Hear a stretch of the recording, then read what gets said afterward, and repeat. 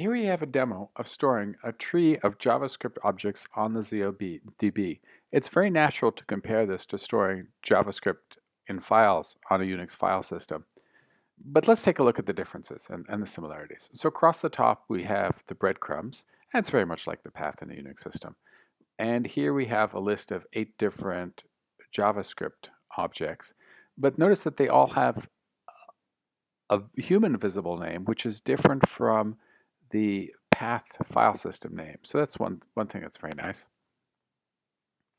And of course, this is not just a directory listing, it's a search listing, so you can see sort of all of the JavaScript and all of the children here. And as you go up a level, you can see all the JavaScript and all the children there, and you can see all the JavaScript and all the children there. So you can search on whichever particular branch of the JavaScript you're interested in searching on. And let's click into one of these items.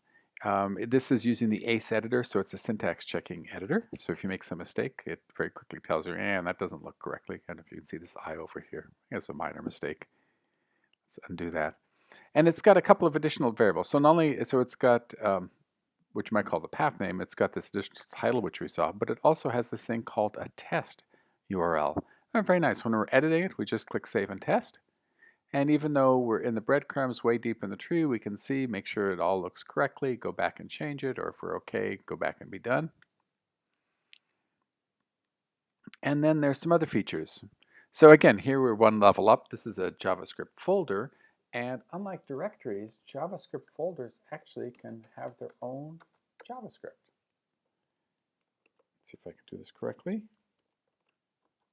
There we go. So there's actually no JavaScript in this JavaScript folder. I don't use this feature much, but it's interesting. There's a huge difference between a proper object and a directory. Let's go up to the different levels. And there's another view. We can actually view this object.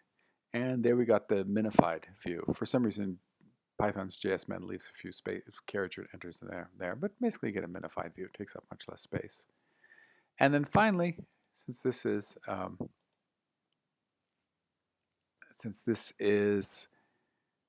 a container, you can look at the management view.